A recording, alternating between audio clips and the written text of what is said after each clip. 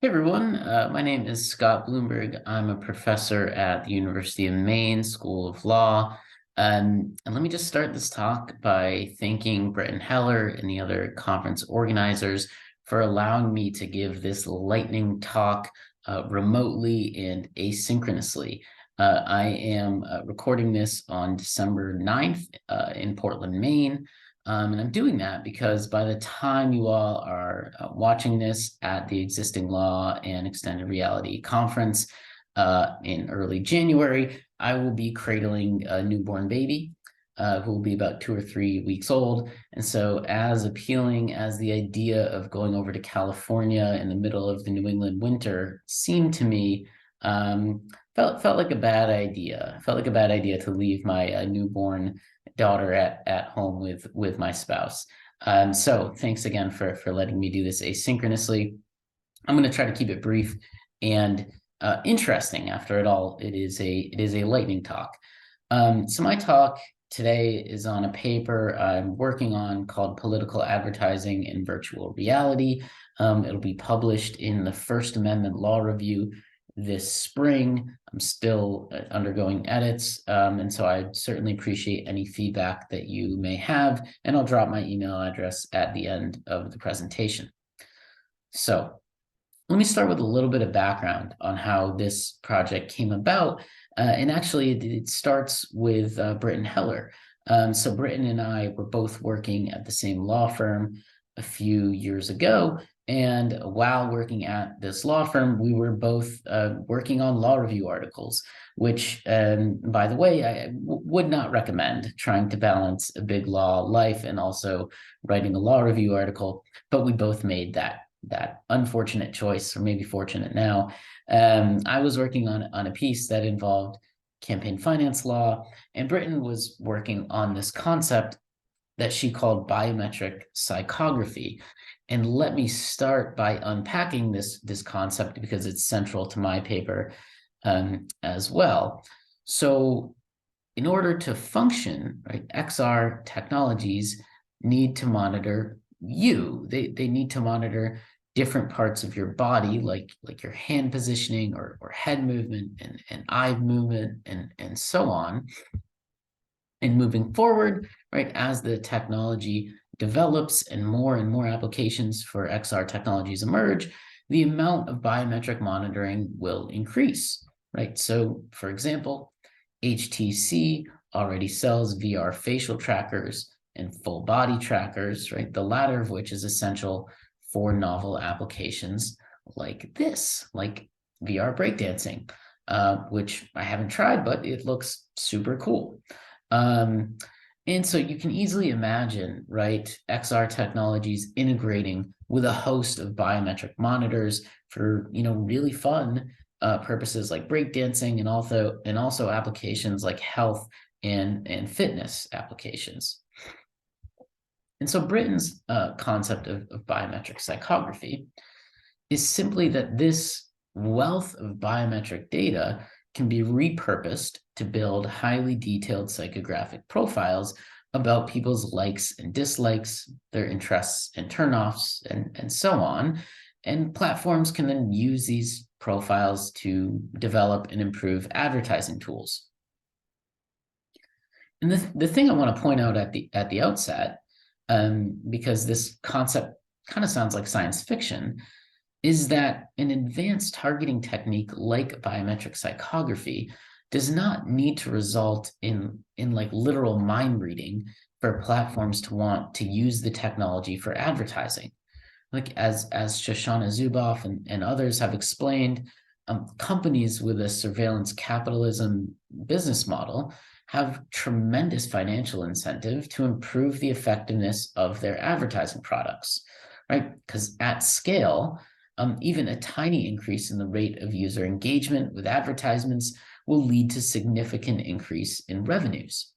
Right? So targeting ads with biometric psychography would just need to be incrementally more effective than targeting ads without it for companies to be interested in the practice. So I had two reactions to Britton's concept of biometric psychography and later to her article kind of unpacking that concept, my initial reaction was, wow, that's terrifying. And my second reaction, because I was writing about campaign finance law at the time, was that if this targeting technique was used for commercial purposes, it's just a matter of time before it's going to be used for political purposes. So I kind of had those thoughts bumbling around in the back of my head for a few years, and then I got out of Big Law, had some more time to write, and then the metaverse announcement happened, and I decided it might be a good time to write about these issues. So the name of this conference is Existing Law in XR, and I think that implicit in that name is the question of whether our existing laws are structured to deal with XR technologies. And that's pretty much the question I sought to address in this paper with respect to political advertising and the First Amendment, right? That is, will our current First Amendment jurisprudence allow US governments to address the problems that may arise from political advertising in VR? And I think the answer to that question is that it's going to be harder than you might think. So let me unpack this issue by first focusing on what political advertising in VR might look like, and then turning to the First Amendment challenges in preventing the hyper-targeting of political ads in VR. So the first thing I want you to appreciate about political advertising in VR is that we're not just talking about display ads like, billboards or video displays. Political advertising could also involve native advertising and a concept that I call immersive electioneering environments. Right? So as a caveat, right, of course, when we're projecting out into the future, there's always some uncertainty about what will happen, but we have some clues, right? We can take a hint from what commercial actors are doing in the advertising space to conclude that there's probably going to be, right, similar advertising practices in the political space, right? So we can look, for example, to Roblox, right, who recently announced plans to launch a VR advertising platform this year. And that platform will include not just virtual billboard ads, but also native ads, right? Like branded basketballs in a sports game, and what they're calling portal ads, which are ads that users step into, and it transports the user into a completely immersive branded environment. So if we translate those ad mediums into the political context, you might not only see a Jones for Senate display ad, you might find a Jones for Senate t-shirt in your virtual closet. Or maybe Jones is featured in a game that you're playing or running beside you in a fitness app. Or maybe you see an avatar that is actually a paid Jones for Senate influencer holding their campaign banner. As for the equivalent to the portal ads, right, this is what I call an immersive electioneering environment. This is where you might find yourself at a virtual campaign rally, or visiting a virtual campaign headquarters, or engaging in a virtual meet and greet with a candidate. So the potential here, right, goes beyond simple display advertising. And the second thing I want you to appreciate about political advertising in VR is that the ads could be hyper-targeted using biometric psychography, along with other information about you and about your behaviors, just like commercial ads could be targeted that way. And, we've already seen that type of progression from commercial ad targeting to political ad targeting play out with our current online micro-targeting tools, right? And, I would submit that without any intervention, there's little reason to think that a similar expansion from commercial to political ad targeting will not happen in VR, right? So maybe that Jones for Senate display ad focuses on the issue that you uniquely care most about because it's driven by your biometric psychography. Maybe that t-shirt in your closet is in the color and the style that appeals most to you, that Jones for Senate influencer you saw on the street? Is it a coincidence that they look so trustworthy and so attractive to you? Or has their appearance been customized just to your liking? And what about the Jones for Senate campaign rally that I was talking about, right?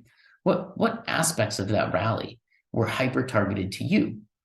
The familiar faces you saw in the crowd, the warm-up speakers?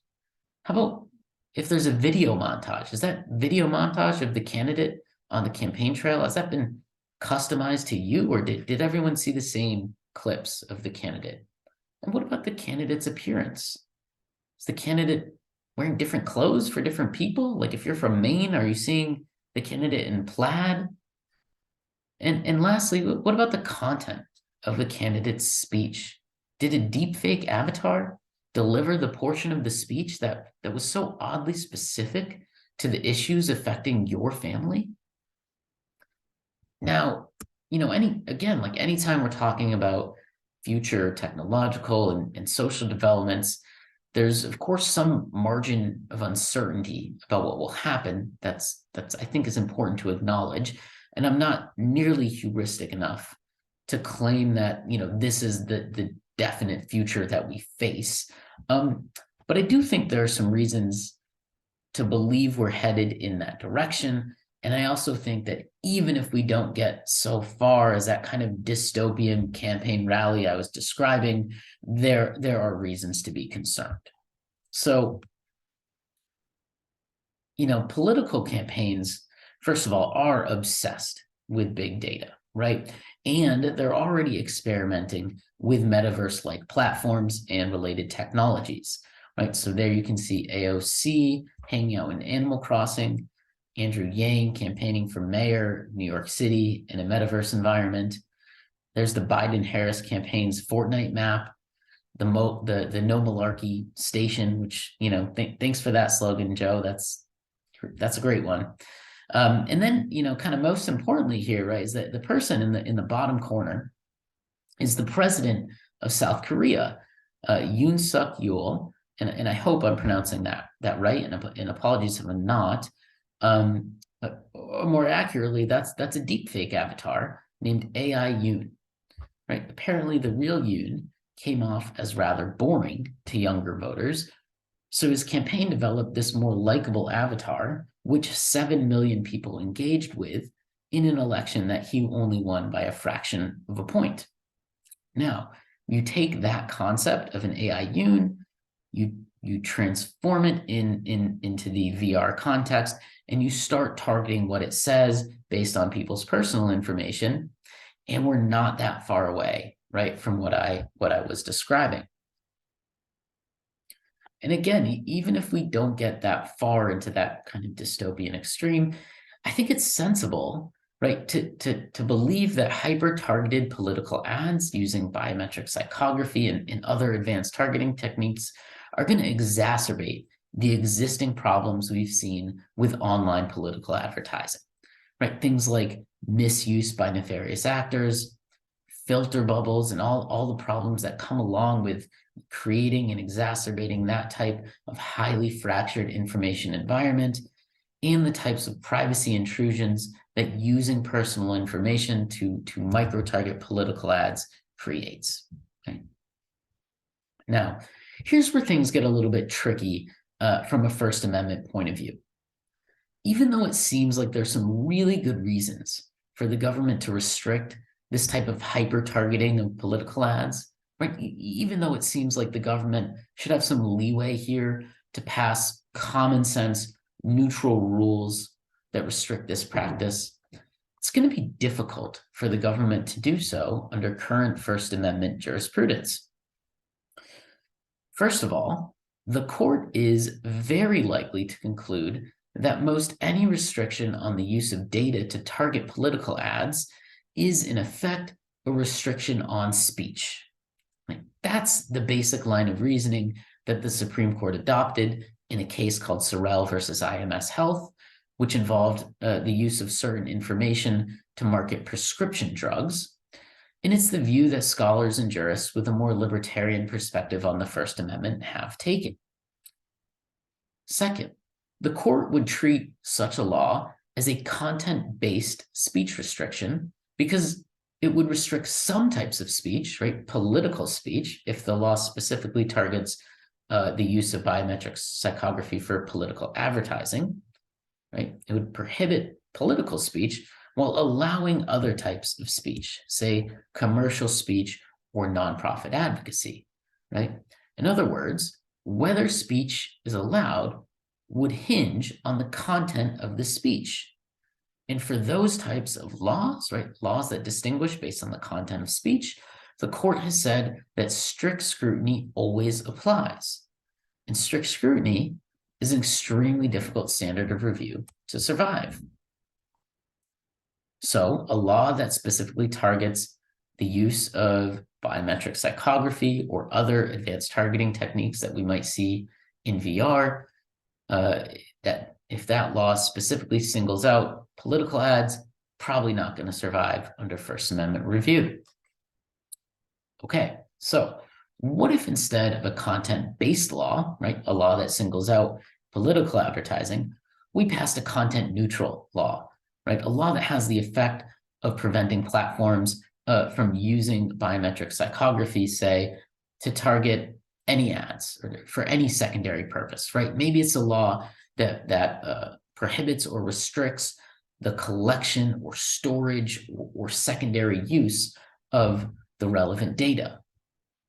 Well, let's set aside, first of all, the threshold issue of how practically difficult it may be for governments to pass that kind of law if the hyper-targeting of ads is a very lucrative commercial practice, which it would be, right? You would imagine there'd be pretty significant pushback from industry.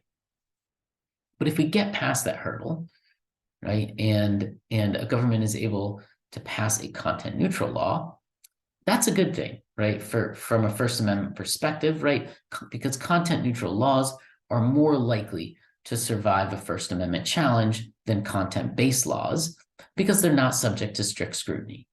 Right? Content-neutral laws are subject to a more relaxed standard of review that we can call intermediate scrutiny.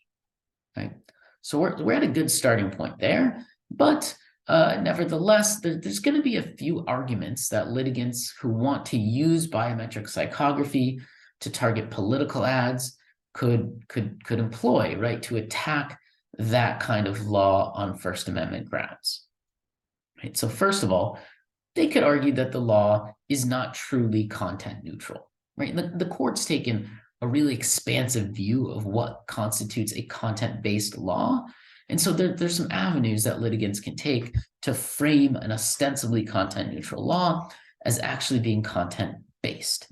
And let me offer a recent example that comes from a case regarding BIPA, the Illinois Biometric Information Privacy Act.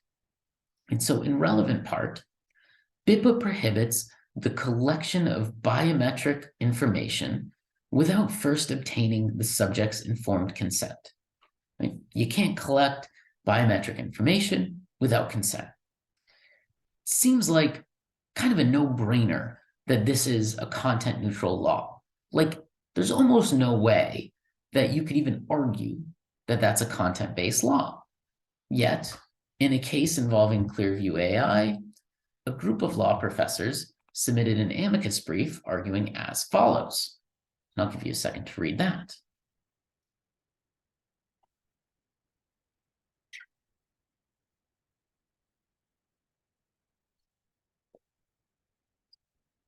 Now, Clearview AI Court, rightly in my view, rejects that position. But if your view is that restrictions on data used to target speech are restrictions on speech itself, then almost any law that cuts off the collection or use of a specific type of data could be framed as a content-based speech restriction. And that argument, while it failed in this particular case, may well find friendlier ears in other courts. The second problem with an ostensibly content-neutral law is that it could be vulnerable to an as-applied challenge from someone who wants to hyper-target political ads in VR, right? In other words, right, a litigant could argue that a content neutral restriction is fine for other purposes, like for commercial speech, but it violates the First Amendment as applied to political advertising. And to understand why this could be a problem, it's useful to distinguish the court's treatment of commercial speech from the court's treatment of political speech under the First Amendment. And so the courts recognized that commercial speech is less central to the First Amendment than other forms of speech, and so it's adopted a more lax standard of review than ordinarily applies to laws that restrict speech, right? On the other hand, the court correctly sees political speech as the most important kind of speech the First Amendment protects, right? Courts are super skeptical of restrictions on political speech. In one area where this difference between political speech and commercial speech matters a whole lot is in the context of false or misleading speech, right? The government can restrict false or misleading commercial speech. So, if you're thinking that the First Amendment should allow the government to restrict ad targeting using biometric psychography because it's manipulative or deceptive, that's right. That's probably right in the commercial context, right? The government can and does regulate all sorts of manipulative or deceptive commercial advertising practices, right? Government has a strong interest in doing that. But when it comes to false or deceptive political speech, not so much, right? Courts are understandably far more skeptical of government attempts to restrict political speech on the grounds that it's false or misleading. As Professor Ryan Calo put it when writing about manipulative advertising in 2014, how should law or society treat political ads by candidates or causes that leverage individual biases to make their campaigns more effective? Such techniques portend an arguably greater threat to autonomy than commercial manipulation. At the same time, their restriction will sensibly occasion more serious pushback from the First Amendment. So to be clear, I'm not saying that a reviewing court will be certain to strike down a content-neutral speech restriction in response to an as-applied challenge, but I am saying that there's some significant doubt, right? Litigants could frame the law as actually being content-based, and litigants can argue that the government interests that ordinarily justify restrictions on false or misleading commercial speech do not translate well to the court's political speech jurisprudence. Those arguments might resonate with jurists that adopt a more libertarian view of the First Amendment, which includes a majority of today's Supreme Court. So, there's a lot to say about the consequences of this First Amendment analysis, but I think I'm already way over time. So let me just close with 3 brief points. For the XR community, the First Amendment uncertainty here, I think it makes self-regulation all the more important. Early efforts to establish privacy norms and to obtain commitments from platforms to not allow hyper-targeted political advertising will be incredibly valuable, I think. I recognize those norms could change, those commitments could be reneged upon if revenues dry up or if there are new leaders of the platform. But I do think self-regulation will play an important role in ensuring that this thing doesn't really get out of control. For the First Amendment, I think it shows a jurisprudence with a lot of problems, right? And, other scholars will disagree with me on this, but I think the fact that it's so difficult to enact common sense, viewpoint neutral regulations of the political process is deeply problematic and is out of line with First Amendment values. And I think that's true with this example, and I think it's true in the campaign finance context as well. And then finally, for privacy law, I think this whole issue is just another indicator that we need to move beyond our notice and choice model of privacy law. There's some practices, right, like this one, that should just be prohibited, right, regardless of whether a company provides transparency in their privacy policy or an opt-out notice or a notice with consent button. So, whether that's that's a duty of loyalty or just more laws with substantive restrictions on data usage instead of just these procedural hoops that companies have to jump through. Something's got to change there, I think. So that's it. That's the talk. I hope it was lightning enough, quick enough for you. There's the link to the paper on SSRN along with my email address. Would certainly appreciate any feedback you have. As I said, still going through edits on this paper.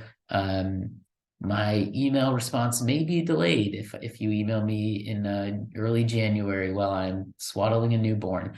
But I assure you that I will read your email and I will respond in due course, and I do appreciate any feedback you have to offer. Thank you so much.